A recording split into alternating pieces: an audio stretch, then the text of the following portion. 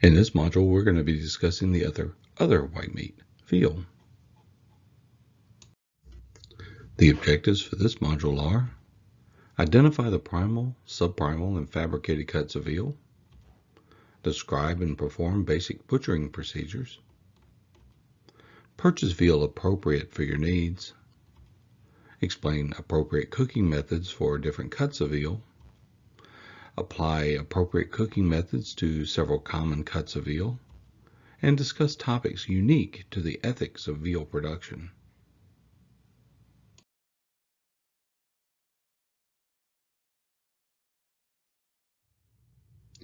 Veal is the meat of young, usually male calves that are the byproducts of the dairy industry.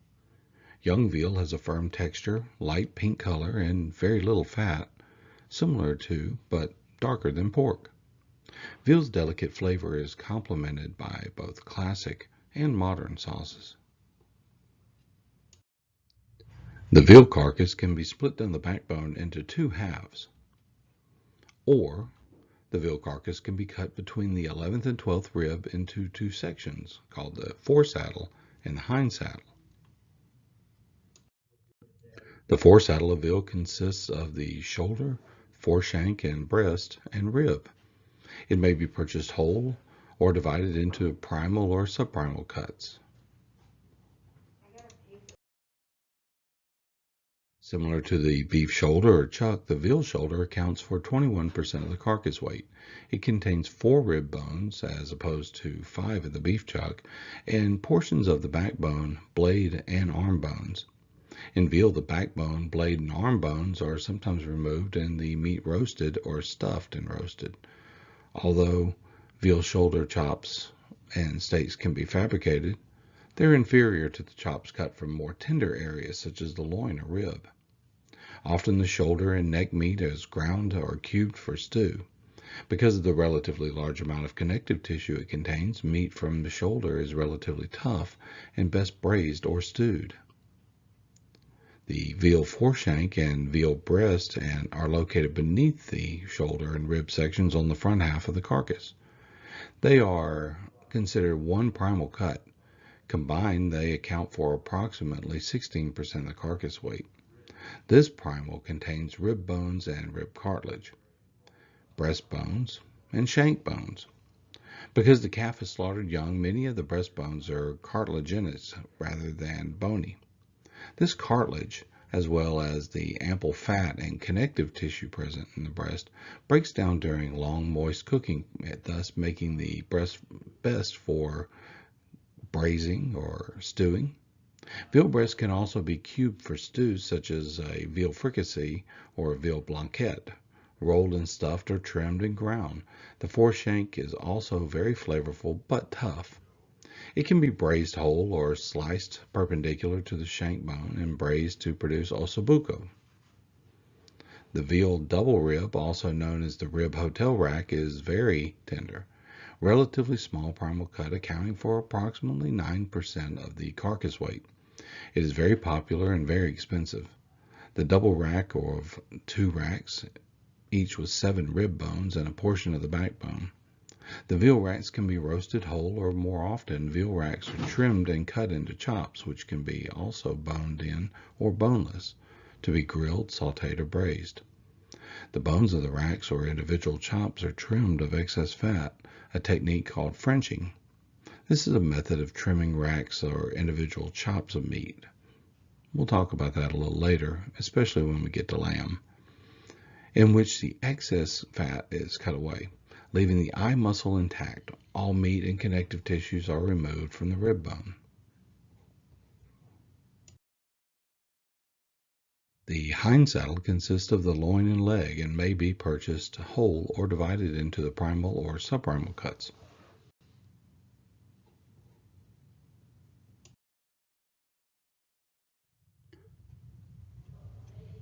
The veal loin is posterior to the primal rib, contains 2 ribs, numbers 12 and 13, and accounts for approximately 10% of the carcass weight. The loin consists of the loin eye muscle on the top of the rib bones and the tenderloin underneath them. The rib loin eye is very tender, and the veal tenderloin is without a doubt the most tender cut of veal. It is the primary veal loin is separated from the primal leg. Before the tenderloin is removed, the tenderloin will be cut into two pieces. The small portion, short tenderloin, remains in the primal loin, and the large portion, butt tenderloin, remains in the sirloin portion of the leg. The tenderloin is sometimes removed and cut into medallions. The veal loin is often cut into chops, bone-in or boneless. The boneless veal loin is called a boneless strip loin. Veal loin meat is usually cooked using dry cook methods, such as broiling or grilling or roasting or sauteing. The primal leg consists of both the sirloin and the leg bone. Together they account for approximately 42% of the carcass weight. The primal leg is separated from the loin by a cut perpendicular to the backbone, immediately anterior to the hip bone. The leg contains portions of the backbone, tailbone, hip bone, H-bone, and round bone, and hind shank. Although it is tender enough to be roasted whole, the veal leg is typically fabricated into cutlets and scallops for scallopini or schnitzel. Also shown on pages 354 to 356 in your book, to fabricate these cuts, the veal leg is first broken down into major muscles and top round, eye round, knuckles, sirloin, bottom round, which can be used instead of, which includes the sirloin, and the butt tenderloin. Each of these muscles can be reduced to scallops by trimming all fat and visible connective tissue and slicing against the grain to the desired thickness. The scallop then should be pounded carefully to tenderize them further and to prevent them from curling. The veal hind shank is somewhat meatier than the foreshank, but both are prepared and cooked in the same manner. Several veal organ meats, called offals, are used in food service operations. Calf organ meats are more tender than the milder flavor than those from beef. Sweetbreads are the thymus glands of the veal, and also in lamb. As an animal ages, its thymus gland shrinks, therefore sweetbreads are not available from older calf or older cattle or older sheep. Veal sweetbreads are much more popular than lamb sweetbreads in the United States. Good quality sweetbreads should be plump and firm with an exterior membrane intact. Delicately flavored and tender, they are usually blanched before being sautéed or pan-fried, although sweetbreads can also be prepared by almost any cooking method. Calf's liver is more popular than beef liver because of its tenderness and mild flavor. Good quality calf liver should be firm and moist with a shiny appearance and without any off colors. It's most often sliced and sautéed or broiled and served with the sauce. Veal kidneys are more popular in other parts of the world than in the United States. Good quality kidneys should be plump, firm, and encased in a shiny membrane.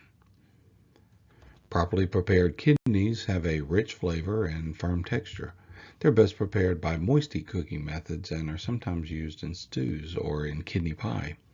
The hard, flavorful fat called suet that collects on veal kidneys can be used in force meats, for barding, and for when rendering or for deep frying. Veal quality varies greatly among purveyors. Purchase veal only from reputable companies to be sure of receiving a consistently high quality product. Veal meat should be moist and fresh looking with a pale color. A large quantity of outside fat, marbling, and fat that is yellow in color indicates that the calf was too old when slaughtered. The meat may be tough, or the flavor may be off. Because the veal carcass is small enough to be handled easily, it's sometimes purchased in forms larger than the primal cuts described in the chapter.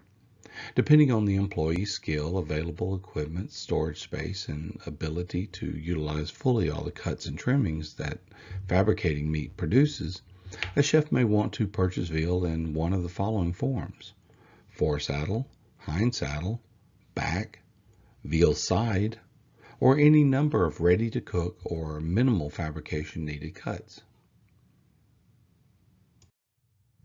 Like beef, veal is a major source of protein as well as niacin, zinc, and B vitamins. Veal has less marbling than beef. When trimmed of any visible fat, veal is lower in fat and calories than comparable beef cuts, and it is leaner than many cuts of pork and poultry.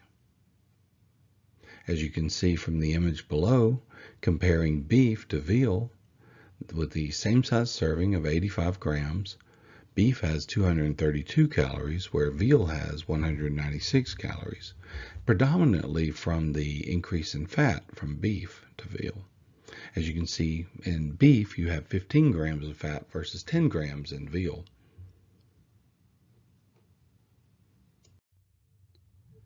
Most veal produced today is formula-fed veal. Formula-fed calves are fed only nutrient-rich liquids, and they are tethered into pens only slightly larger than their bodies in order to restrict their movements. Preventing the calves from eating grasses and other foods containing iron keeps their flesh white. Restricting movement keeps their muscles from toughening. In recent years, controversy and allegations of cruelty have arisen concerning these methods, which has led to some farmers to raise their calves in open pens with access to the outdoors. Free-range veal is produced from calves that are allowed to roam freely and eat grasses and other natural foods. Because they consume feed containing iron, their flesh is reddish pink and has a substantially different flavor than meat from formulated cows or calves of the same age. Opinions differ on which type of veal has a better flavor. Some chefs prefer the consistently mild, sweet taste of formulated veal. Others prefer the more substantial flavor of free-range veal. The two are interchangeable in recipes. Cost, however, may be the ultimate deciding factor when determining which to use.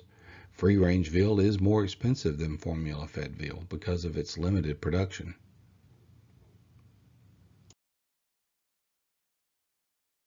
The following video shows cruelty to animals.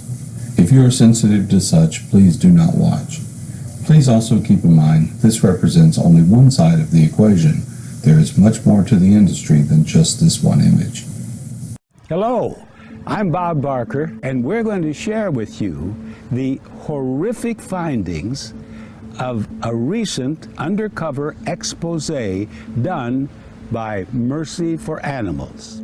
Hidden camera footage recorded by Mercy for Animals at Buckeye Veal in Apple Creek, Ohio, uncovers the plight of the youngest victims of the veal and dairy industries.